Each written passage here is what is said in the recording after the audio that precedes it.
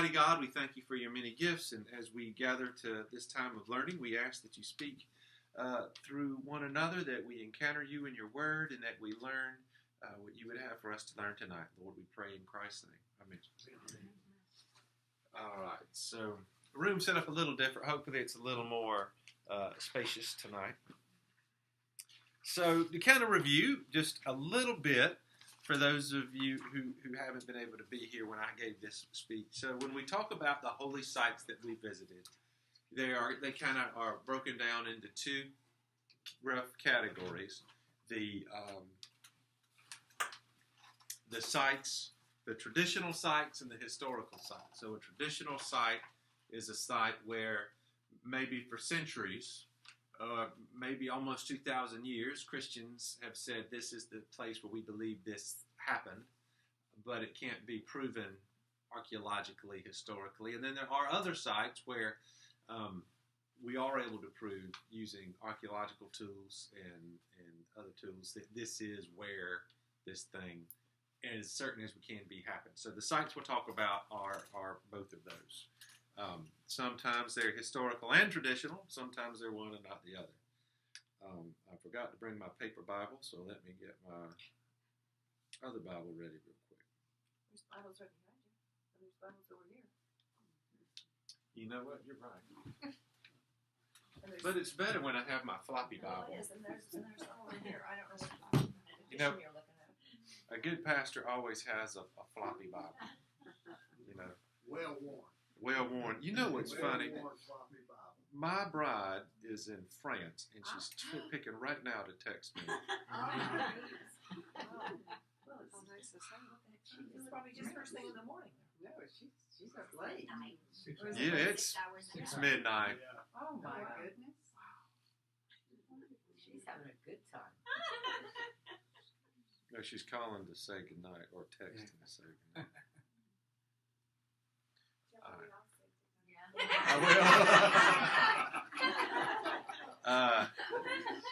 Anyway, so part 3.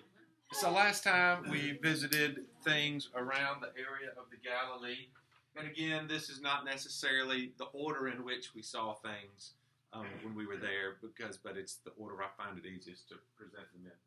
So, but last time we talked about what we saw around the Sea of Galilee, and pretty much stayed around there, went a little bit into the Golan Heights.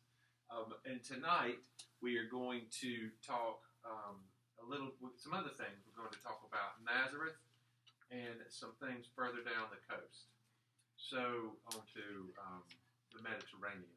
So, to sort of put it in perspective, we talked about the Tiberias, Capernaum up here. So, that's where big city in the area in Capernaum is where Jesus, once he began his public ministry, where Peter was from and where Peter's house was and where Jesus stayed most of the time that he was in the Galilean phase of his ministry.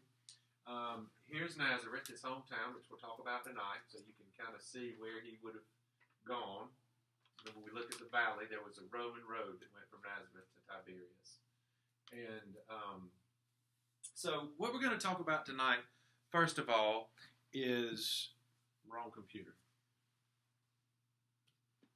Caesarea Maritima. Now remember last time we talked about Caesarea Philippi. So it was uncommon that if the emperor, Caesar just means emperor, Caesar gave you land to build a city, and you would, it's just kind of good for him to name it after him. So that's what happened here. Ellen? Sorry. She's going to think I'm ugly. I hadn't talked to her in 3 days, so it's kind of like the pick now. But, so, all right, back to the task at hand. So it was just sort of a kiss-up move to name the town after Caesar. In the case of, we talked about Caesarea Philippi, where Herod Philip, named it after himself. So but the city of Caesarea Maritima was given to Herod the Great by Caesar Augustus. And so he named it Caesarea Maritima. It looks like maritime, basically Caesarea by the sea. And it seems that a lot of times you'll just hear this called Caesarea. and the other one called Caesarea Philippi. But we usually call it Caesarea Maritima just to keep them straight. So obviously this is an artist's rendition of what it would have looked like. So there was not a city here before, but remarkably the city was built in a period of about 10 years. From nothing to pretty much to that. It was built from 22 BC to 10 BC. And some things, we'll look at the ruins. One of the really neat things about Caesarea Maritima is you can really see the ruins. Are very well excavated where you can see them. So it was a seaport. It was basically became more or less the capital of Judea, or the Roman province. Pontius Pilate, this is where his capital would have been, not Jerusalem. Jerusalem was the sort of historic capital. It was certainly the spiritual capital. But here you had a much more logical capital. For one thing, it was on the Mediterranean. So it's right here. So it was easy to get, you remember, the Mediterranean was sort of the Romans' private lake. So it was easier to get to and from Rome, and also to get to other important places around the Mediterranean, to Greece, to Egypt, from here. Interestingly, we do have a protected harbor that they built with the seawall, so it was sort of defensible and guard against storms and things. Some things we're going to see that I want to point out that you will see more evident when we look at the excavations. One is this aqueduct, rather. It's a 5-mile aqueduct that carries water to the city. This is a temple. This is a palace. That was the governor's palace overlooking the harbor. This is a hippodrome, so a circus, sometimes called. Circus is a better word than hippodrome. Anyway, a place for basically a theater that would have been used for horse races. And you can barely see it, but this is an amphitheater. A theater. So, like the Colosseum in Rome, we normally think of them being big and round, but they were much more commonly sort of half circles. And we'll look at them more fully.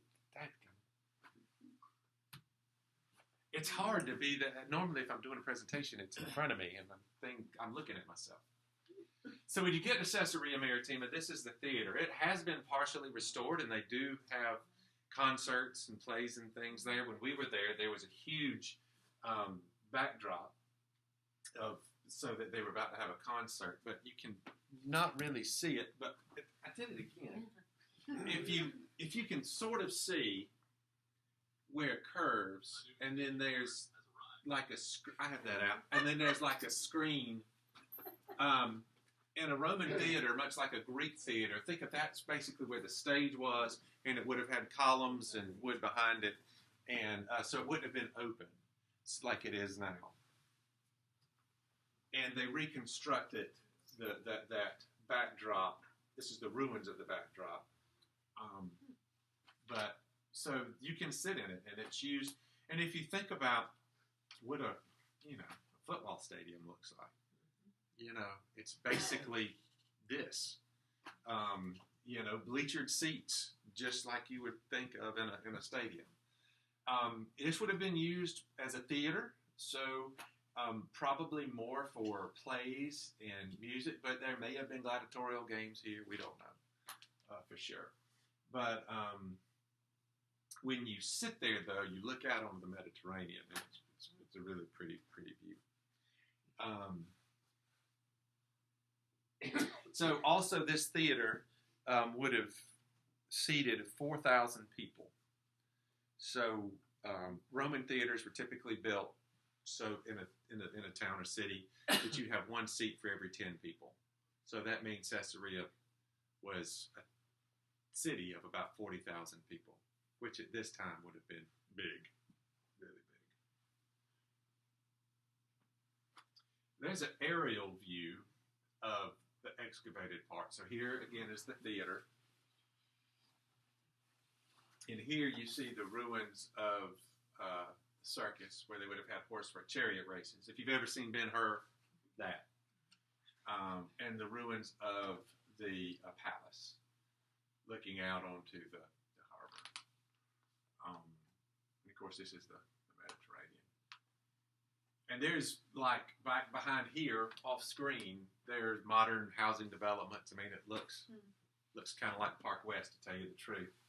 But so we're the Mediterranean coast, particularly the middle and northern Mediterranean coast, is where most of the population in Israel lives. So it's a golf community, actually. So some of y'all, like I said, it's kind of like maybe so. And it's on the Mediterranean, so you can see sort of the modern city back there. But anyway, so here's another image of the circus, of the horse racing track. And it also seated about 10,000 people. So that's noteworthy. There is a Crusader city next to that you can kind of see in this picture. We didn't go there, and I wanted to, but there's a Crusader walled city and castle that the Crusaders built while they were there that is not as excavated as the rest. Now, this is neat. This is not the original stone, but this is a replica of the stone. This is where the palace was. This stone was found in the theater, even though it was not where it's supposed to be, and it seems to have been a dedication stone from a temple to Caesar Tiberius. But what's remarkable about this is it's the dedication of the temple from Pontius Pilate, who was the Roman governor that crucified Jesus, or ordered Jesus crucified. So what's noteworthy about that, it's the only contemporary thing we have with Pontius Pilate's name on it. We know about Pilate from the Bible and actually from other extra-biblical sources outside the Bible, but this is from the time of Pilate mentioning Pilate. This is the same as if you gave something to the church and it had a plaque that said, "Given to the glory of God by, Thomas Smith." This is given to the glory of Caesar Tiberius by Pontius Pilate. Obviously, these columns are reconstructions. But, and again, the original stone is in a museum, but they have a replica of it for you to see where the temple would have been. Oh, so anyway, I think that's interesting because he would have held court here. He would have heard cases here. Decisions he made that affected the first Christians may have been made here. When he was in Jerusalem, when Jesus was crucified. He was there for Passover, not because he wanted to join his Jewish subjects as they celebrated Passover, but because there might be trouble, and if there was trouble, he needed to be there to quell it. There was trouble, and in his mind he did, which is interesting. Paul was held in. Thank you. I forgot about that. I meant that. I meant to say that. True. Yes. Paul was held here before he was. If you remember your Acts, Paul was arrested. Paul was a Roman citizen and demanded, and as a Roman citizen, he could command not to have his trial in Rome and not in the provinces. And so he was held prisoner here and left from here to go to Rome to be tried. So when you look at the aerial view at the harbor, Paul would have literally stood here in the courtyard of the palace to be tried. When he looked out onto the sea, he would have seen where he was going to go to Rome to meet his death. And of course he did. And we would have known he left from there to go to Rome. So this was very important for Paul. As a result for us. Something very important that happened in Caesarea. I want to read to you from Acts 10.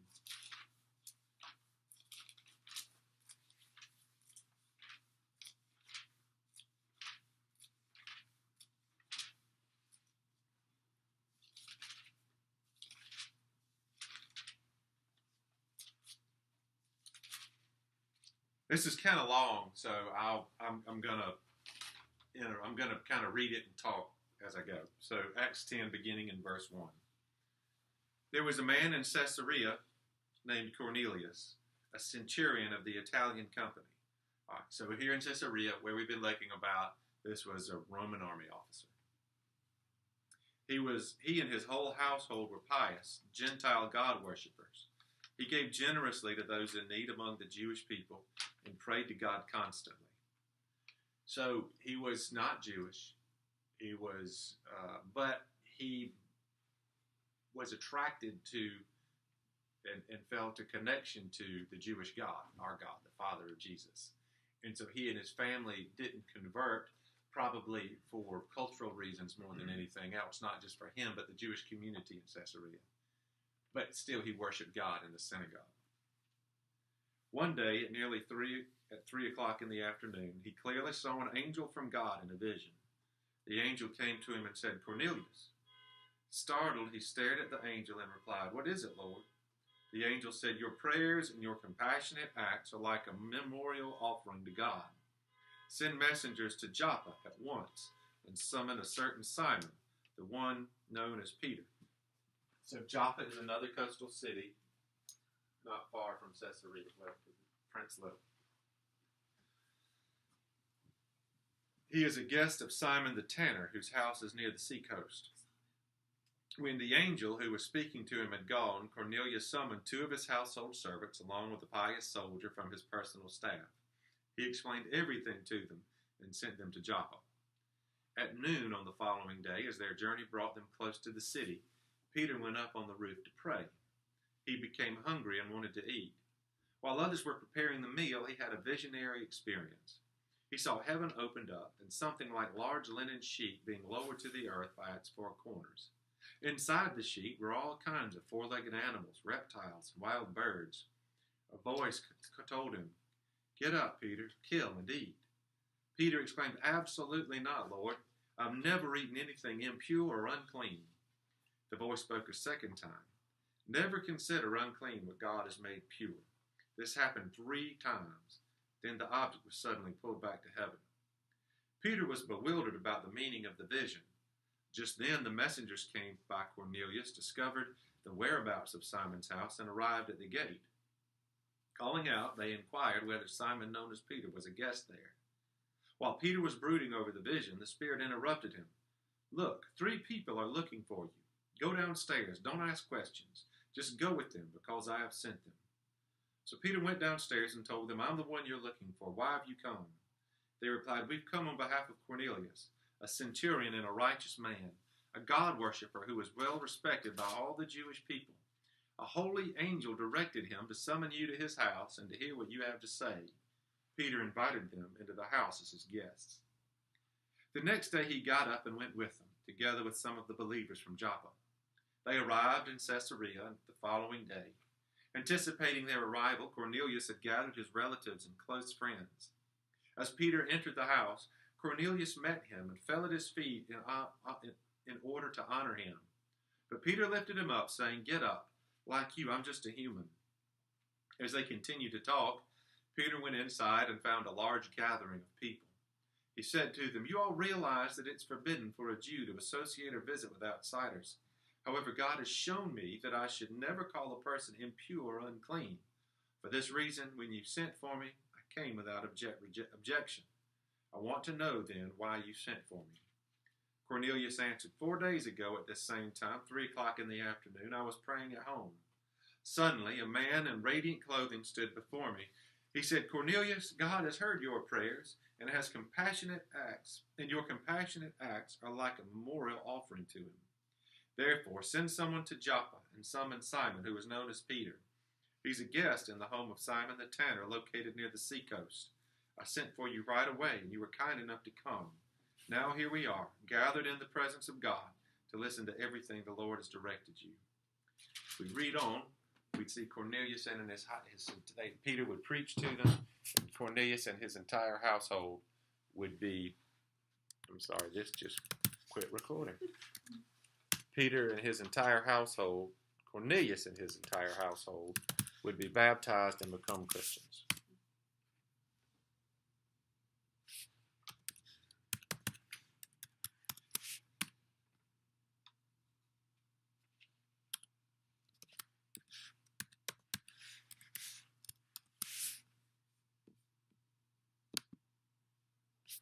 Now, what makes this remarkable is that, apparently it was recording that whole time. What makes this so noteworthy, screen went dead. What makes this noteworthy is, so what Peter saw descending were unclean things that Jewish law would say you shouldn't eat, pork, for example. And he heard a voice telling him to eat them, and he wouldn't do it.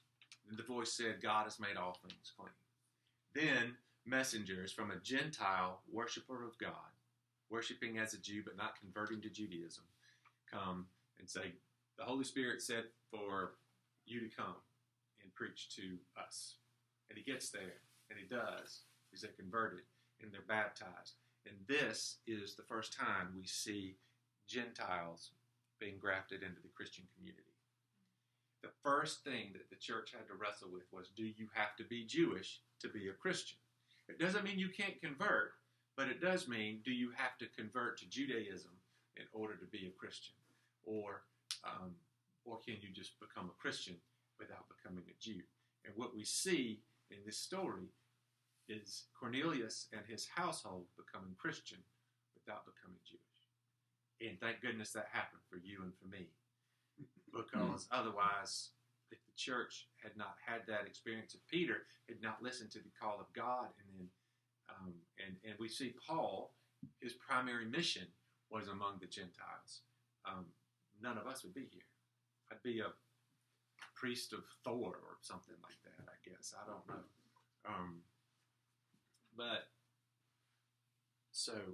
So anyway, that all happened at Caesarea.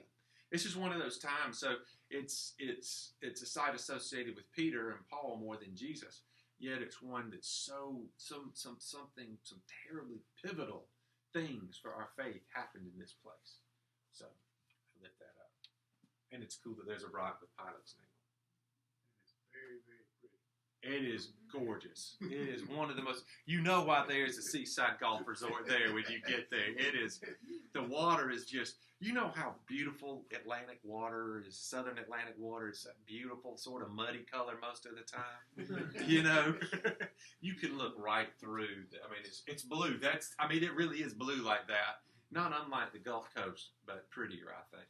This is the aqueduct that carried the water 5 miles, 40,000 people. So that was so cool about the Romans. They had 40,000 people in a place without enough natural water to support 40,000 people. So they just bring the water in. This aqueduct runs 5 miles, or ran 5 miles, to a spring that they then brought water in. And they continued to use this for a long time. The pipes in it, I read in something researching for tonight, the pipes according to this little book, the pipes in it are from the Byzantine era. So it was in use well after the Romans were gone. And just to give you a sense of how long it is, it's right on the beach. To go to the beach, you walk under the arches of the aqueduct. So that gives you a sense of the scale of the thing. You see this trash cans? Israelis don't like trash cans. I saw more litter while I was there. They don't like using them. No, that's what I'm saying. Yeah, they don't like using them. They use them to keep trash bags in. But that gives you a sense of a little bit, hopefully I can give you a sense of the scale. It just kind of keeps going up the beach and you don't really see where it goes. I told y'all I like to stand in water. There's me standing in the Mediterranean. And I've always heard the Mediterranean, the salinity level is lower than the Atlantic. And I tasted it. It was salty, but I think it was a little less salty. Was it cold? It was actually. It was cold. It was, and we were there in June, and it was cold. So, all right, before we move on, any questions about Caesarea? Going back to the sheet coming down with all the different animals, was that representative of going to the Gentiles and preaching, or was it actually meaning that you could eat all these different things? I think we're both, and Was it both? I think it's representative of we who were not part of the unclean, because that was part of what Peter said when he got to Cornelius' house. I'm not supposed to be here, but God has shown me that everything is clean. You know, he ate with them. A Jew would not eat with a Gentile because it would make him ritually impure. So the symbolism is there that the people are not unclean. So And since the people are not unclean, it's okay for them to be Christians without being Jews, and to associate with them, and for them to be sisters and brothers. And there's not like the super Christians are Jews, and like the junior Christians are Gentiles. God is saying that all of this is made pure. Now, when it comes to the food itself, what it means is since Gentiles don't convert, since we don't have to convert to Judaism to be Christians, we're not bound by since you don't have to convert to Judaism, we're not bound by the Jewish law. So we can eat bacon and cheeseburgers. You can't get a cheeseburger in Israel because you can't mix meat and dairy. You get a hamburger. You get lots of falafels. Lots and lots and lots of falafels. The Pita House in Greenville is the closest I've ever found to the food I ate that was good. So, Pita House in Greenville. It's owned by a Lebanese family. Anything else about Caesarea? All right. It is clear water. So the next place we're going to talk about is Mount Carmel. And we're not going to talk about it as much because we're going to talk about it a little bit. But so I'm going to turn my map around because it's easier to find things. So Mount Carmel. So when we looked on the map, here's Caesarea, here's the Sea of Galilee, here's Mount Carmel. So it's north up the coast, but not on the coast. Mount Carmel. Now, what's interesting about this area, one of the things that's interesting about this area is Israel has, most of the people are Jewish and Muslim and Christian in descending order. The Christians are only about 2% of the population. But there's another religious minority called the Druze, D-R-U-Z-E. I don't know if you've ever heard that before. The Druze are sort of in pockets around this part of the world. They are the most, when ISIS would take over areas, the Druze were the ones who were usually targeted the most, more so than Christians even, because Muslim tradition holds that Druze worship Satan. They don't worship Satan, but, if you read the Quran on its face without trying to apply it to real life, just like if you read the Bible without trying to apply it to real life, according to, stuff in the Old Testament, if my son talks back to me, I can take him to the city gate and stone him to death. Well, fortunately, the Isle of Palms has no city gate, but you see what I'm saying. The Druze suffered. So this is a Druze area. We ate at a Druze restaurant, which is really neat. The men have crazy long beards. And do you know what we ate at the Druze restaurant? Falafels. Everywhere. Falafel. They say falafel with salad. And the salad is just the vegetables and stuff. It's fried chickpeas, garbanzo beans. Okay. It's really good. Ellen liked them so much when we were over there. When we got back, she found falafel recipes. So it's kind of like a hush puppy. Okay. It's like a ball and they fry it. A green Hush puppy, yeah. You usually put it's like tzatziki sauce sort of that you put on it, and vegetable like cucumbers and tomatoes and lettuce. And So, do these Druze or whatever, do they have a religious affiliation? They do. Druze, the religion and the ethnicity are the same. And they worship. They seem to be sort of a offshoot of Islam, and they're Muslim-ish, but they're not Muslim. They worship angels, or what we would call angels. So that's why there are problems with Muslims, because they're polytheistic, sort of. I wasn't real clear on what the Druze think. I just know that they were there, and they had a good restaurant. But when you drive up into Mount Carmel, you get the feeling. You ever driven up? I joke when my parents live outside of Augusta. Well, actually, saying they live outside of Augusta is a little generous. They live nearer Augusta than anything else. They live way outside of Augusta. But to go from here to Augusta, the best way to go is you go cross country through like Bamberg and Denmark, and you get to Augusta the back way. And the first time I drove that way, I said to my children, y'all look around. This is what South Carolina used to look like. And I got the feeling when you go up into this area that that's what Israel used to look like. It's there's electricity and running water and cars and paved roads, but it's rural, and there's all the trappings of the sort of Western friendly Israel have disappeared. It's neat. I felt like it was sort of it was the most authentic I felt like we saw was being in the Druze community, because our tour guide was a little put. No, he wasn't put out with us, but this is not Mount Carmel. It's hard to get to. It's like winding mountain roads. Tourists don't usually go there, so it's way out the beaten path. But it was, to me, not just Mount Carmel, but the experience of traveling to Mount Carmel and seeing the country and seeing wooded mountains. I mean, it was really a neat experience, and I'm glad we did it. The Druze are kind of secretive about their religion too. I didn't mean to, Tom, to not know what I was talking about, but they are. They you don't convert to Druzeism. Whatever Druze, whatever that.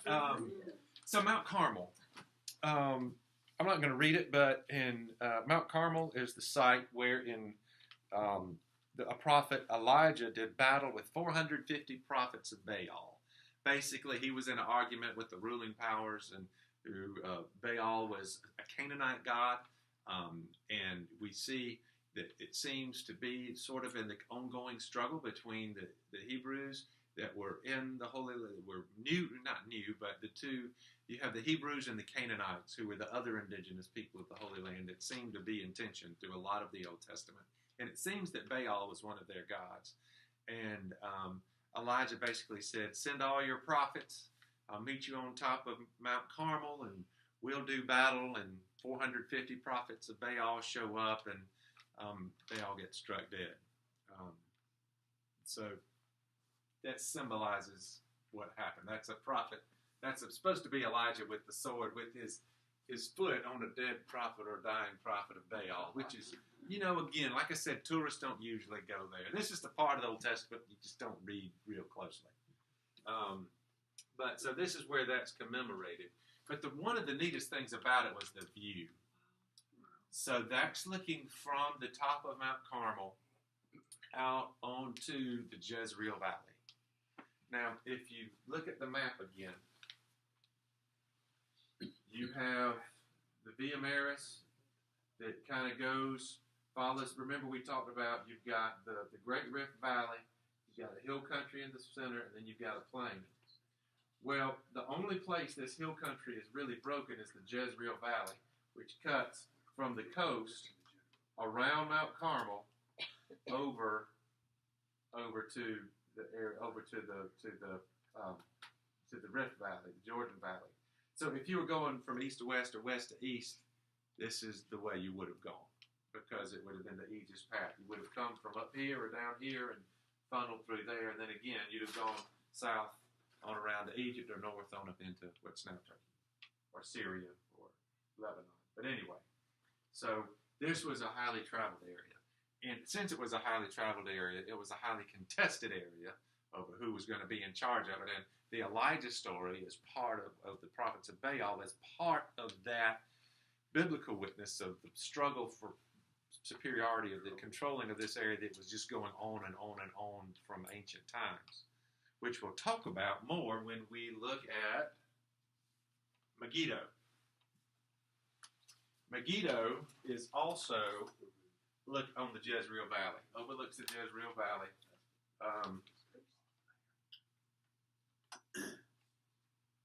Where'd Megiddo go? Oh, there's Megiddo. Megiddo's right here. So here's Mount Carmel. So talk about where we've been. Here's Caesarea. Here's Mount Carmel. Here's Megiddo. To orient you again, here's the Sea of Galilee. So Megiddo is one of the oldest cities there is. Now, there's nobody, it's not a current city, but Megiddo is an ancient city. Cities built on top of cities, built on top of cities from about the 4th century BC.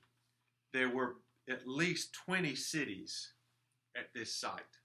Now, when you go to the ancient cities in the Middle East, they're often on a hill. That hill is called a tel, T-E-L. And now, maybe the city was built on a natural hill to start with, but if a city was destroyed or burned, the ruins, it would be leveled and evened out, and they built another city on top of that. And in a place like Megiddo, that process repeated itself at least 20 times. And as a city was leveled and built on top of, leveled and built on top of, leveled and built on top of, eventually this artificial hill arose. That hill is called a tell. There's a couple of other famous tells we'll look at. Jericho we'll look at, and Bet Shan is another city we'll look at that has a famous tell. But so the tell served a dual purpose. It was defensive because it was a hill, but it also just was sort of what happened when cities were built on top of it. But if any of you ever been to underground Atlanta, I don't know, that's not much of a thing anymore, but for a while it was a thing. Think about underground Atlanta. Atlanta just kind of rose around it. But imagine if Atlanta had been torn down again and rebuilt, and those old storefronts under the street, not. All right, so that's what happened at Megiddo. So what we have at Megiddo is different. It's been excavated, and different parts of it are from different periods of Megiddo's history. It overlooks the junction of the Via Maris, the road, where the Via Maris, which means way of the sea road, goes into the Jezreel Valley. So it was a strategically important point. If you controlled Megiddo, you could control the east-west traffic through the Holy Land. The first major battle we know of in history, now, not the first major battle that happened, but the first major battle that we have historical evidence of, took place at Megiddo in 1486 BC. We know that because it was preserved by Egyptians who won the battle. But Egyptians fought Canaanites in 1486 for control of Megiddo, and therefore control of the east-west traffic. It was founded as a Canaanite city. It was probably taken by King David. We know that it was fortified by Solomon, and that King Solomon had, it was one of his cities where there were official things. And one of the neatest things about Megiddo is, all right, so you see this hole right here. Oftentimes, you need to build a city near a natural water source, and there's a spring at the bottom of the hill. A lot of the ancient cities have a spring at the bottom of the hill, at the bottom of the tell. So King Omni, who you read about in the Bible, Israelite king, if you had this was a problem. If you were under siege, or there were enemies about, and the women, for whatever reason, getting water was typically a woman's job. She'd go get water every day for her household. And if the spring is down here, you'd have to leave the city and walk around to go to the base of the hill to go to the spring to get water. So what King Omni did is he had a shaft dug through the tell to the bottom of through the hill, through the tell, to where the spring was, so that you could get water without leaving the city. And you can go down in it. That's not it. That is a granary, a Canaanite-era granary where they would have stored grain. It's a big granary, so that gives you a sense of how you would need wheat or whatever for that many people. That, on the other hand, is the hole, the shaft. So this is you kind of walk down into it. Again, see how green it is through the trees? And this is the steps that you go down into it. Now, it's a lot of steps. Make no mistake. And I can't imagine carrying, water up and down those steps. But I guess if it's all you knew, it was okay. And it was better than going outside and getting shot whatever. Hitting the head with a stick, whatever they had. They built the steps. They did build steps. They didn't build these steps, but they built steps that went down into it. It's an Israeli park there now. Yes, it's a national park. National park. Yeah, it's a national park. So how steep is that, Thomas? Is that like 2 stories down, or like if you were in a parking garage in Charleston, like how many? 7 stories maybe, 7 or 8 stories. It's a long way. Yeah. Would y'all say that? Those of y'all who've been 7 or 8 stories? Yeah. So these women had Right. legs like football players, right? I guess, well, I have a theory that back before modern medicine, if you made it to adulthood, you were dang near indestructible. You know? I mean, I think about myself. I had pneumonia when I was 6. That would have killed me 100 years ago. Yeah. I have a circulatory disorder that would have killed me when I was 16. I joke I'm an evolutionary mistake. But you think I would have been weeded out of the gene pool back then. My messed up, I wouldn't have. It wouldn't matter. You wouldn't have to. I thought about that one time. I was watching Saving Private Ryan. I love that movie. And there's this storm in the beaches of Normandy. I'm like, what would I have done? Would I have been able to be brave and serve my country? I'm like, no, dummy. You'd have died when you were 6. So it wouldn't have mattered. Wouldn't have mattered. You'd be watching from heaven. All right. So, one more thing I wanted to tell you about Megiddo before we leave Megiddo. So many battles happened at Megiddo. It was associated with violence, with battle. So it was even, we see it become to be associated with the final battle at the end of time. So in Hebrew, Megiddo was called Har Megiddo. Har means hill, the hill of Megiddo, Har Megiddo. When the Greeks heard Har Megiddo, there's no H sound in Greek, so they called it Armageddon. So we went to Armageddon. I mean, so it's associated when, for example, when John had the vision of Revelation, when the final battle happens at Armageddon, this is what he had in mind, was this place, with it happening in the Jezreel Valley in front of Megiddo. And there are fundamentalists, particularly, who would say, and maybe you believe that, and if you do, that's fine, but at the end of time, when the end comes, this is it. This is where it's going to happen. Gog and Magog are going to meet on that valley we all drove through to get up here. And maybe they will, maybe they won't. But anyway, when John was writing about Armageddon, this is what he had in mind. So Har Megiddo, Armageddon. We went to Armageddon. So let's shift. All right, any questions about Megiddo before we move on? All right. That's the wrong computer. All right, let's talk about, I forgot to put my nameplate up. Let's talk about Nazareth. So Nazareth, again, right here, Caesarea, Mount Carmel, Megiddo, Nazareth. See, they're really, nothing's that far apart.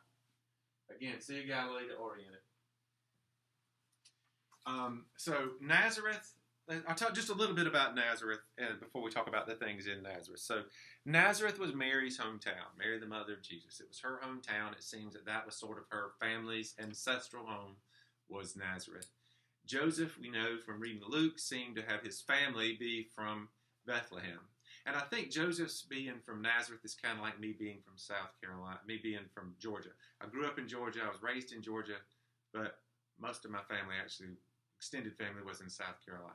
Now I'm in South Carolina. Joseph was like that couple of generations of South Carolinians in my family who decided for whatever reason to move to Georgia.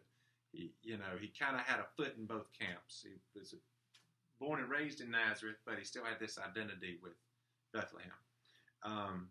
So we know, but Mary seems to be more generationally from there, and it seems Joseph would have considered himself, though, as a Nazarene, someone from Nazareth. And we know from the Gospels, then, that this is where they raised Jesus, in this community. And by the way, Nazareth at the time would have been a village to call it a town is kind of generous, of 12 to 15 extended families.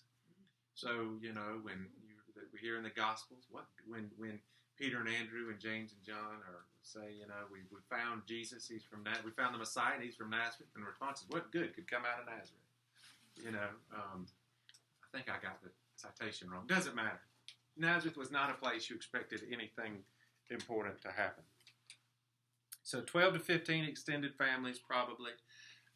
They would have come here. It would have been, so if you remember back to to Luke and Matthew, the gospel stories, we have Jesus born in Bethlehem, and then we have in Matthew the story of after Jesus was born.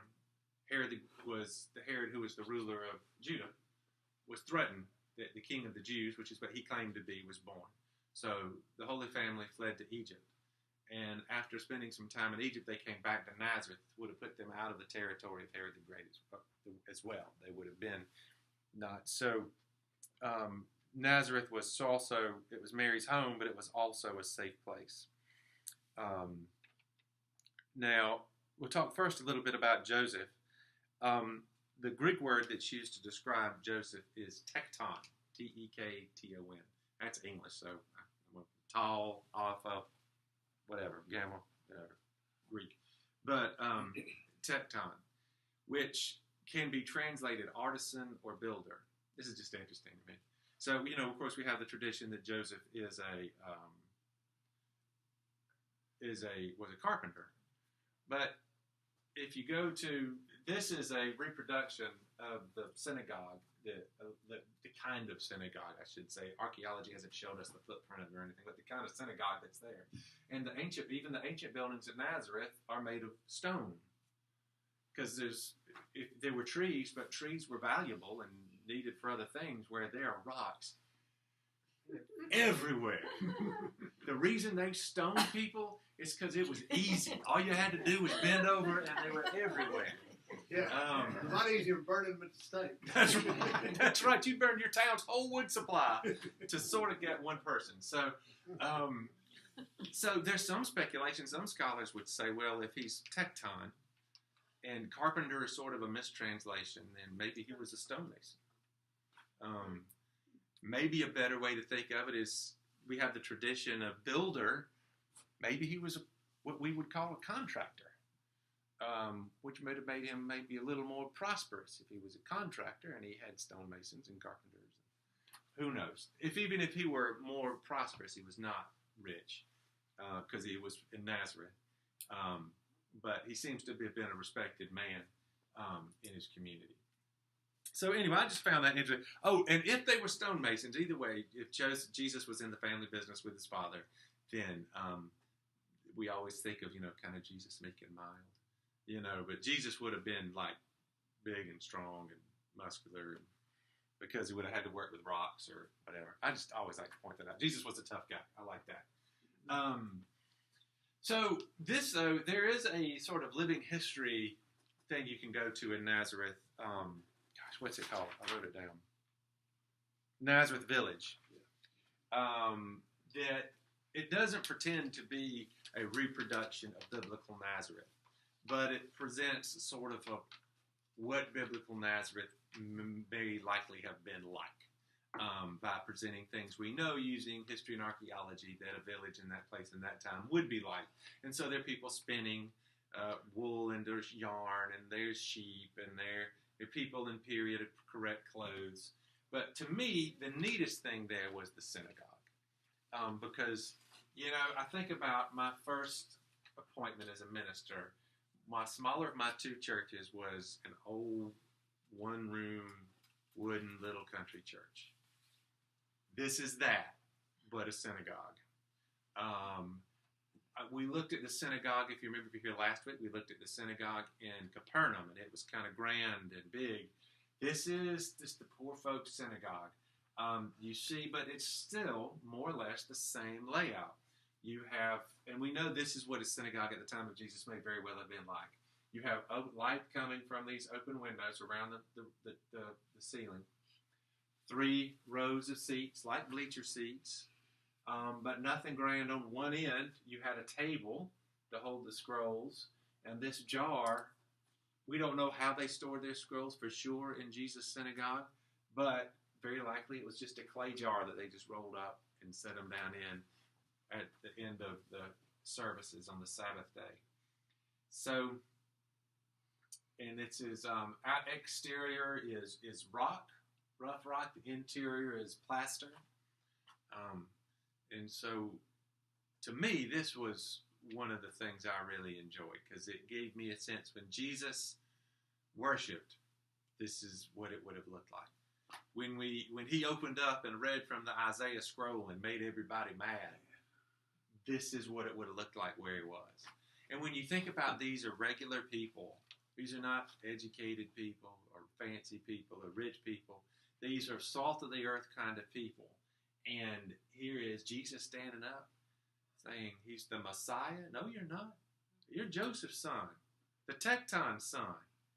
You're a Tecton. I went to school with you. What are you talking about? You're the Messiah.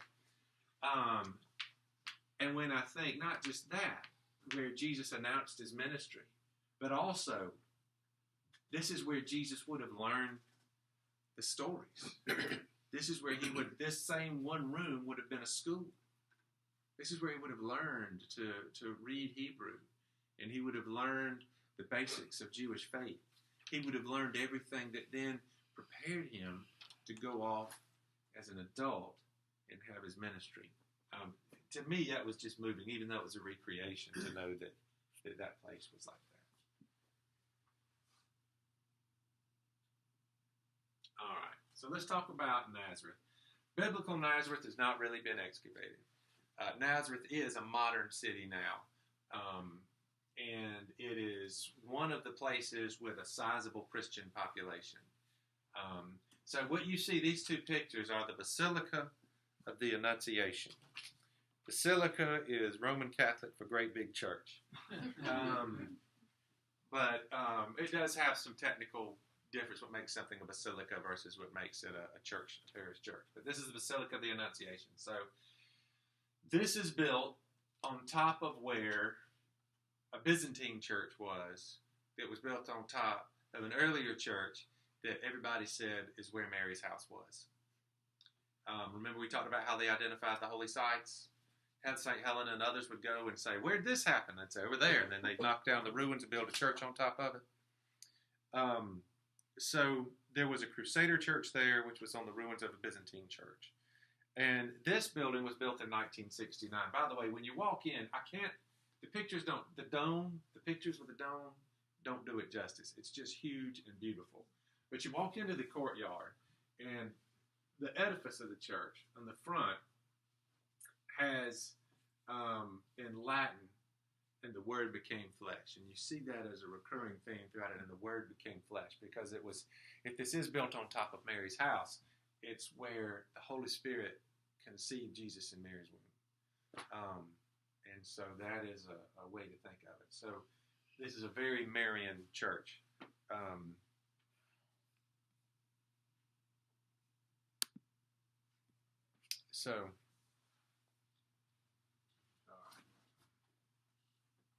We'll try to do some pictures of the interior. Now, you go into the church, it's like at two levels. There, you walk in at a ground level, and it's like a double-decker church. And when you walk into the lower level, and there's sort of this area that goes down. I have a cat-eye image of it that I can show you in a minute. This, when you're down here, you're in the Byzantine church. So you're in the church. It was probably built, we don't know when it was built, but you're in a church from the 500 or earlier, or around that time probably. These columns, these ruins, this grotto back here where there's another altar that's said to be right on top of where Mary's house was, you're in the Byzantine church. And as long as they're not having Mass, you can go down in there. And we went down in there. So, something important happened here. That's another image of what it looks like. Now, you're on the upper level, there's this opening and then this, above it right here is the main floor of the basilica. And right above this opening is the dome. So you have the dome, which lets light into the basilica, which then lets light into the first level of the basilica. So it's kind of a neat sort of effect. There's a cat-eye image of it that you can kind of see it a little bit better. It's curved because of the way the camera did, but it's not curved in real life. It's sharp-edged. It mirrors the sides of the opening that Oculus, I think it would be called.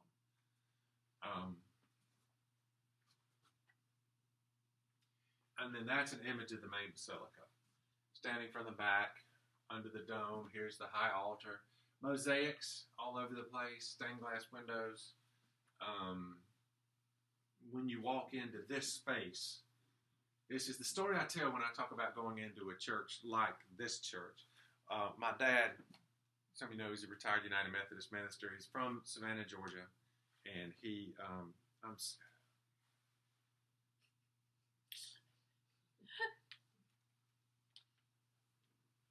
sorry, that's my daughter.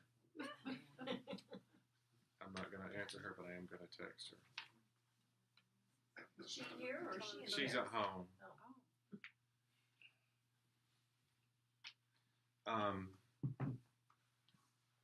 I'll be home. She wants to know when I'm coming home.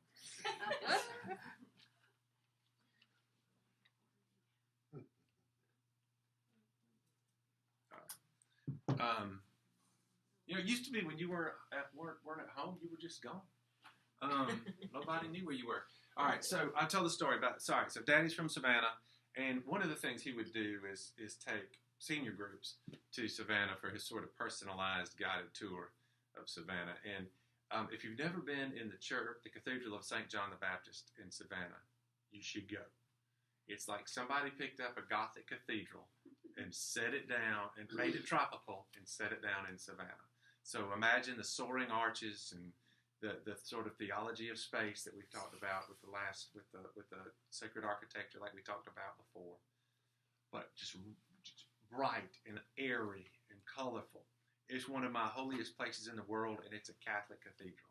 I can't even take communion when I go there. But when I would go visit my grandparents, once I was old enough to not go to Ardsley Park Baptist Church with them, I would go to the cathedral.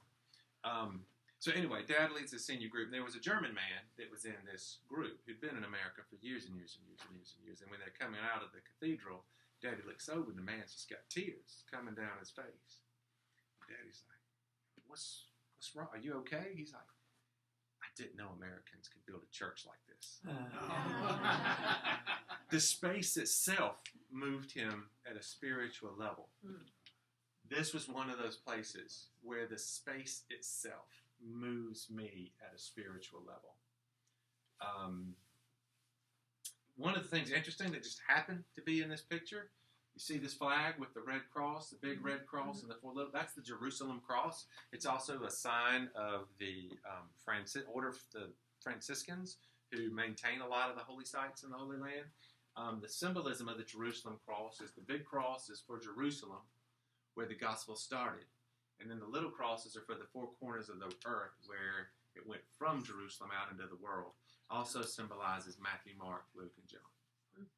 So try to get a picture of there's another picture looking down the nave, so the seating area toward the high altar. Try to get a picture of the dome. That's the best I could do. And that's not a great picture of the dome. Cool looking though. It is really cool looking. It's hard to capture the immensity of the dome and how it just sort of floats over the space. Is this the church that was just built in the 60s, you said? Mm-hmm, built in 69.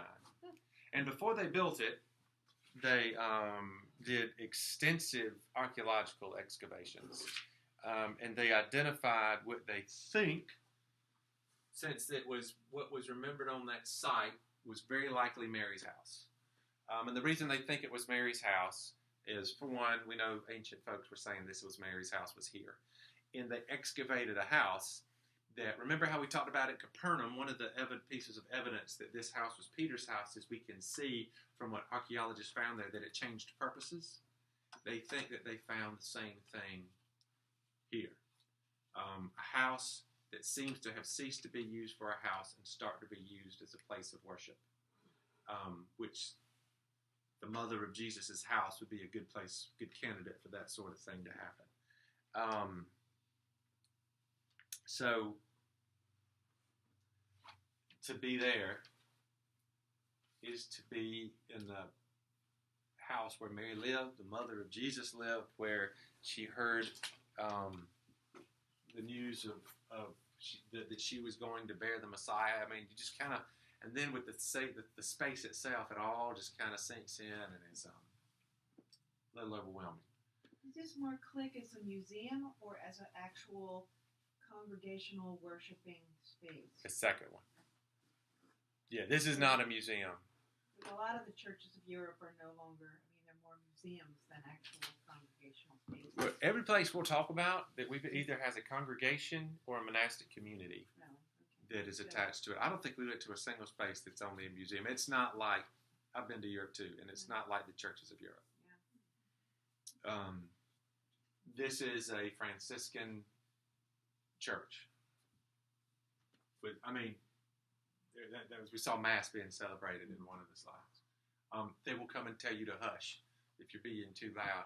When you go in most of the places, you have to wear long pants and cover your shoulders. They take the space seriously. It's not like I don't remember when I was in England, I think I was at Canterbury Cathedral, and the only person who fussed at me was because I was taking pictures without buying the little sticker for £1 that said I paid to take pictures. Yeah, that's right. Paid. One of the interesting features of the Church of the Annunciation is different groups, Catholic groups from around the world have made mosaics or had made mosaics of the Madonna to honor Mary, since this was church especially associated with her. This is the American one. I don't like it. I can't tell what it is. So this is Mary, and this is supposed to be like the Holy Spirit, like fire. It's just, they just tried too hard. It's too modern. It needs an explanation. I know, and I didn't really come up with a good one. I thought I'd show you each of the one from the constituent countries that comprise my ancestry, but I couldn't quite find them all. There's not an English one. So here's the Irish one. And see, here's Mary, and here's St. Patrick.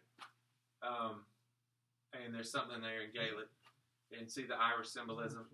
If you go to the Asian ones, Mary has an Asian facial features.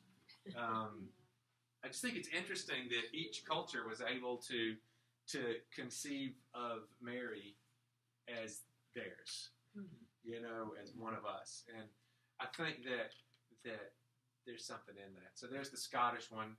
We see here's St. Andrew, who's the patron saint of Scotland. And I don't know what the French were going for, but there's France. It's just a well done, tasteful thing. It's got a baby with a book. You gotta love a baby with a book. But well, that's all I got for tonight. Next week we will talk about. If Thomas can find his syllabus. So next week we'll talk about in Gedi, Jericho. Did I not put Bethsaida? Oh, I didn't put it. I'm going to put it in here. Somebody have a pen? Here. Thank you. Oh, I forgot to take roll. How many of y'all are here? Roll. 1, 2, 3, 4, 5, 6, 7, 8, 9, 10, 11, 12, 13, 14, 15, 16, 17, 18, 19, 20. And I didn't take roll, I just counted. Get paid extra? You what? Get paid extra for more people? No, I just like to, I count people because people count. He's a preacher. I ain't Karen, Bethany, Well, not just numbers. Bethshean, that's the place we're going to talk about, which is a Roman city that was neat. All right, so we'll talk about Ein Karen, which is an oasis in the desert, the Bethany beyond the Jordan where Jesus was baptized, Masada, En Gedi, which is a city. No, it's not. It's a spring. Thank you. Ein Karen is where John the Baptist was from. I'm sorry, and Jericho. Joshua, y'all know Jericho. All right. Any questions before we leave? How long were you all there? We were there. I think we were 11 days that we were in Jerusalem. In the country, and then a travel day either side. But I think it was 11 days that we were there. I assume you're on a tour. You didn't fly by the seat of your pants. No, we were on a tour. Yeah. Yeah, so it was our church and 2 other churches pooled our group so that we could fill up a bus and win. Did you guys plan the itinerary? Or? We did. So the other two pastors and I were able to say kind of what we want, like Mount Carmel, for example. Michael really wanted, who one of the other pastors really wanted to go to Mount Carmel. I'm like, we're going to burn all these hours. But I mean, in the end, I'm really glad we did because we got to see the country in a way we wouldn't have otherwise. You overlooked what's the river? The Kidron River? Kishon River. I told you, rivers over there are about as wide as this room. A big river. That's being generous. Thomas, what? Last week we talked about Mount Hermon as the site of the Transfiguration. Mm-hmm. Is there another mountain that's Yes. Mount Tabor is and there's a basilica of the Transfiguration there, and that's a Catholic site. Archaeologists think it was more likely Mount Hermon. Yeah. Even though it's traditionally associated with Mount Tabor. Okay, I was trying to remember.